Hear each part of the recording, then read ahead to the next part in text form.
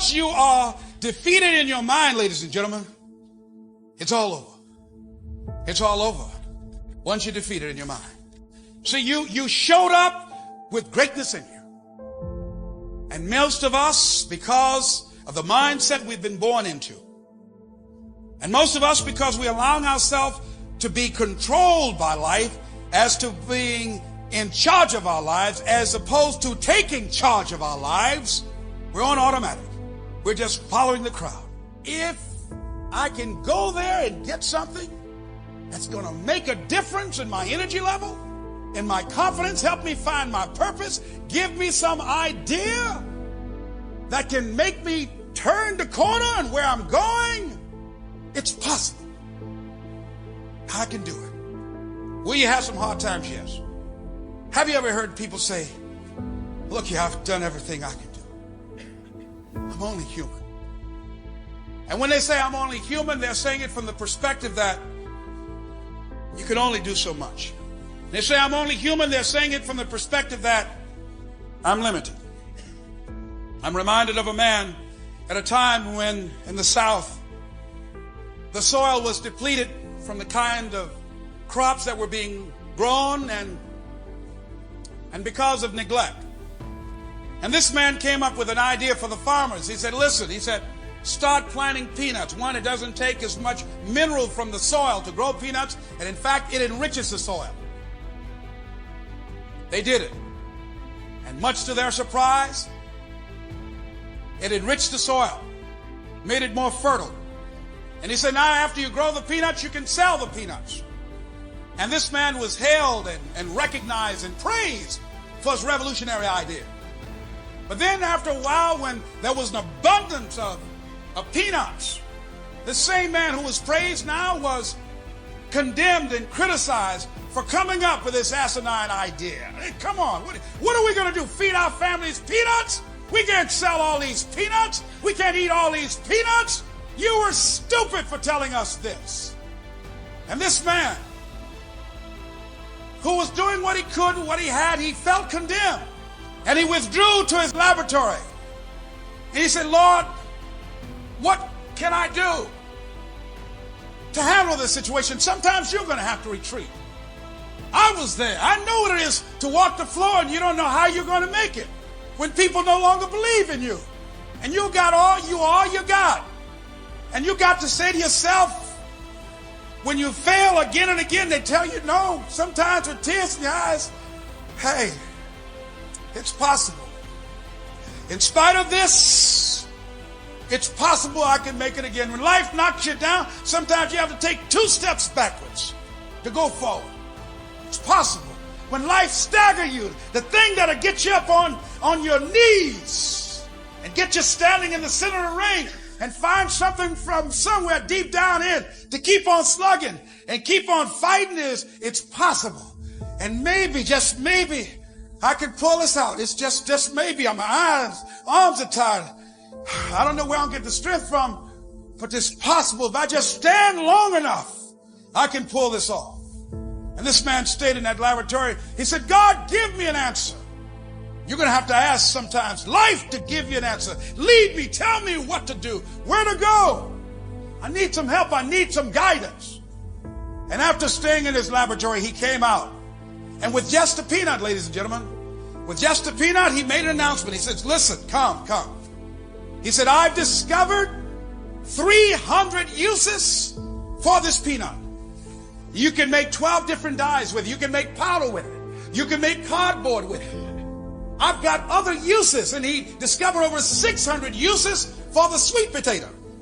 Now just think, George Washington Carver made penicillin from a peanut. Just a peanut, ladies and gentlemen. Undynamic, unthinking, unfeeling, inanimate object. There are 300 uses that we know about. Now just think, if that happened, then what can be done with a dynamic, thinking, feeling, creative human being? I lost my job. This is all I've ever done. This is all I know. No. Here's your homework. I want you to read your card 3 times a day. Write your goal down. Think about your goal. Go to the store. Get you a peanut and put it someplace special. And look at that peanut every time you doubt the possibilities of your life and the uses of your life, of your genius. Just look at that peanut. But I want you to look at your life, to look at your dream and say, it's possible. When you're facing defeat and disappointment, seem like life has written you off and everybody say you can't do it. You don't have what it takes. I'm not asking you to say, yes, I can do it. But see, there are too many variables in life that can happen, that can enable you to pull it out. No one can say that. All you need to affirm that in spite of this, in spite of these odds, it's possible that I can do it. Think about your goal right now. Think about your goal. And say this with me with every feeling in your body, all the faith that you can conjure up, all the inner strength deep down inside. Just say, it's possible. I can have this new life, this new vision of myself. So I want you to get the Mastermind Journal and work with and write your goals down. Do the image book that's in here. Concentrate, focus your thoughts and thinking on your goal. And all I want you to do next week, come with a peanut and bring a friend. And if it's crowded, if you have to walk 3 blocks, if it's going to mean a breakthrough and a difference in your life, so be it. And all I want you to do every day is just say to yourself, when you feel that inner negative conversation saying you can't do it, just say, it's possible. The fact that many people become discouraged when they use affirmations, they listen to tapes, they read books, they do all of the things that are required of them to develop their consciousness, and things still don't happen. They affirm, I can do it, yes I can, and yes I will. I'm blessed and highly favored, and nothing happens, and they become frustrated. They become discouraged and disillusioned, and they quit. So we advocated a position that we felt that people could take that will keep them in alignment with themselves and operate and speak it in a spirit of integrity. That as you look at your goal, and sometimes it's just too big of a mental leap from here where you are to where you want to be. And so to say, I can do that might be too much. You might can't see that happening right now. And as a result of your doing that and not ready to accept that, you'll quit prematurely. So we said, establish a benchmark, if you please. A foundation where you can retreat, and every time you say this, it will always be true. Give you something to hold on. And we said that something is, as you look at your goals, it's possible. In spite of the fact that things aren't working out right now, in spite of the fact that I don't have all the things I need, I don't have the help and the assistance I need, it's still possible that I'm still in the game, I'm still breathing, I still have life, I still have an opportunity. As long as I'm here, I've got an opportunity to pull it off. That no one has the right to count you out, to disregard your presence. No one has the right to do that. You don't have the right to do that. You can do it, but you should not do that. You want to give yourself a fighting chance. If you take yourself out of the ring, you never have a chance to know whether or not you could have made it happen. But if you could stay in there, and what can keep you in there? What can get you up off the canvas? As long as I'm in the ring, it's possible I can get one lick in that can make the difference. See, I think there are 3 kinds of people. There are winners, people that know who they are, know what they want, know their potential, know what the possibilities for their lives, and they go out and they take life on. And then there are far more other people, and those are the losers in life. They don't know who they are. They've set themselves up to be losers. Circumstances, events, various experiences have shaped this image of themselves. They draw hard times and bad luck to themselves. They feel that it's hopeless and no sense in trying to change it. But then there's another group, and that's who you are. I think you're in this group. And this group are winners who have not discovered the keys that will enable them to unlock some new opportunities for themselves, some new experiences for themselves. These are people who they're winners. They know that they are, but they're out of alignment. They're out of sync with themselves. They just need some twerking, just need some coaching, just need to make some adjustments here and there. Just need to be given an opportunity, just need a little help, a little assistance. And often they're gone. How can you identify these people? Because these people who are winners, who have not discovered the keys that will enable them to tap into their greatness, they're always searching. These people always seeking, going to seminars, going to workshops, reading books, asking questions, trying to find some answers to their lives. These people have what Howard Thurman calls in one of his books entitled, "Deep is the Hunger." That these people have a deep hunger for a new life. These people, deep down in their souls, they say, God, there's got to be more. This cannot be it for my life. How many of you ever decided not to do something based upon an assumption? And so that's why it's important for us to be strategic and experiential and being able to tell the story to distract them from their current story, distract, dispute, break down the limited belief system, and inspire them to say yes to a new opportunity in their lives.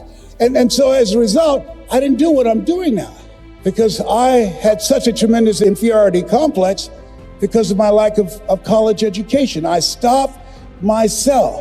There's no enemy within. The enemy outside can do us no harm.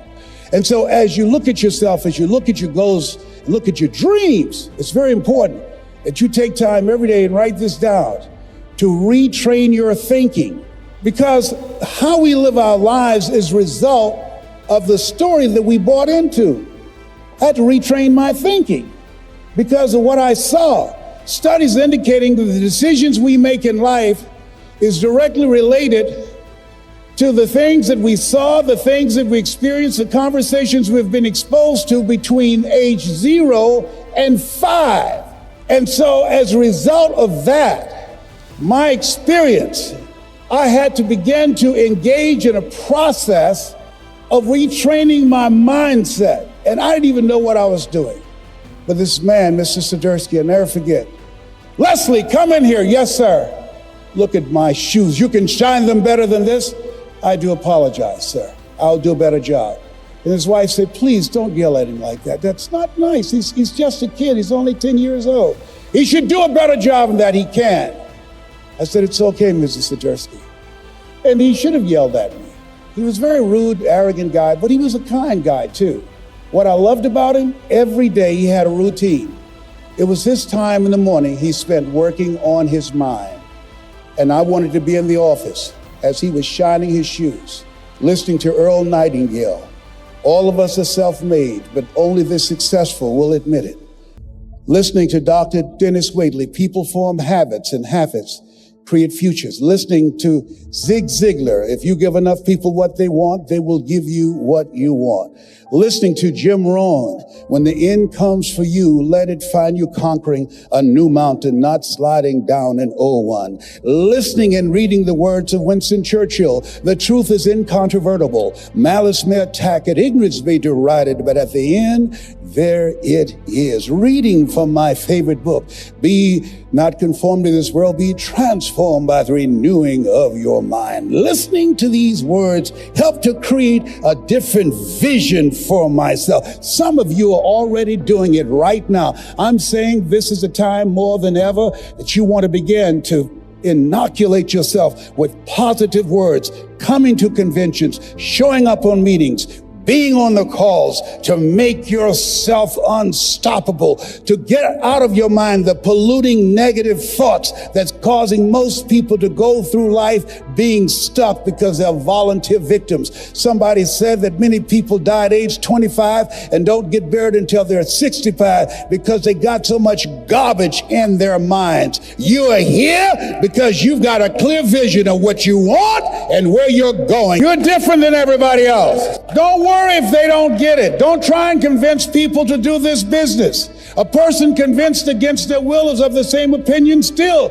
You are not like everybody else. You can walk outside and find pigeons, but if you're looking for eagles, it's going to take you a minute. You are different. It's lonely at the top, but you eat better. That's what I'm talking about. You're different. One great entrepreneur said, I choose not to be a common man. It's my right to be uncommon if I can. I seek opportunity, not security. I do not wish to be a kept citizen, humbled and dulled by having the state look after me. I want to take the calculated risk, to dream and to build, to fail and to succeed. I refuse to live from hand to mouth. I prefer the challenges of life to the guaranteed existence, the thrill of fulfillment to the still calm of utopia. I will never cower before any master, nor bend to any threat. It's my heritage to stand erect, proud and unafraid, to face the world boldly and say, this I have done. You showed up because you're building a business that you can stand and say, I did this. I did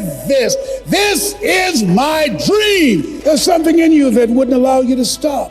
Dr. Howard Thurman, he said there's something in each and every one of you that waits and listens to the voice of the genuine in yourself. It will be perhaps the only guide you will ever have.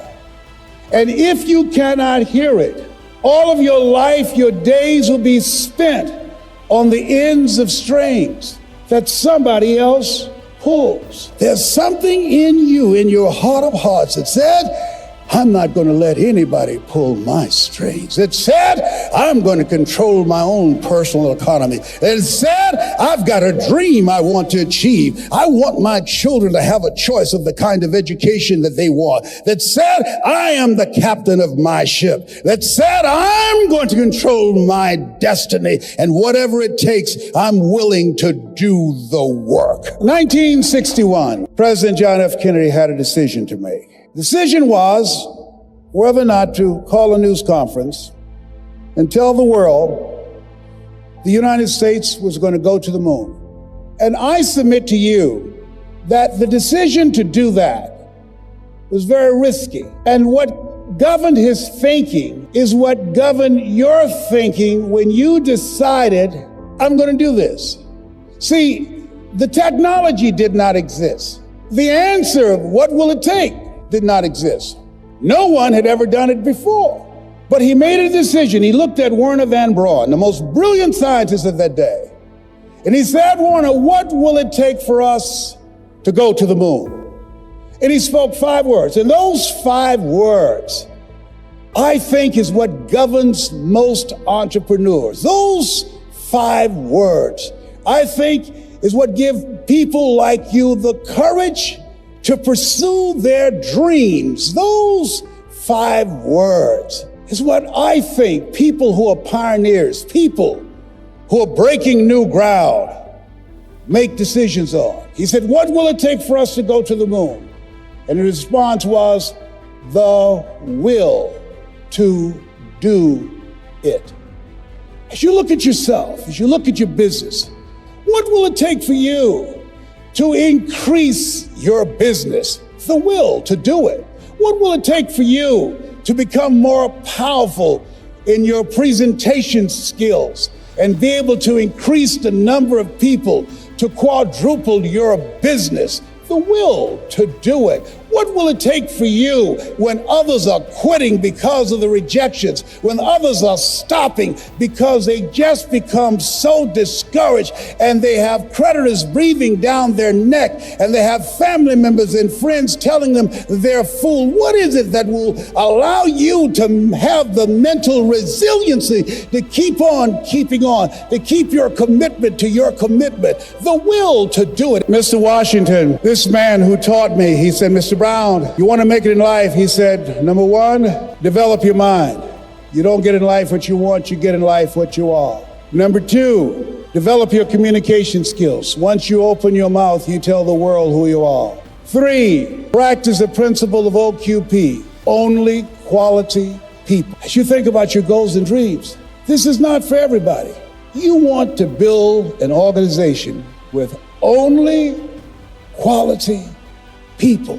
Not people who need more, but people who want more. You want to surround yourself with people that are hungry. People that are hungry are willing to do the things today others won't do in order to have the things tomorrow others won't have. People that are hungry do what they know, not what they feel. See, I didn't do this for years because I knew it would be hard.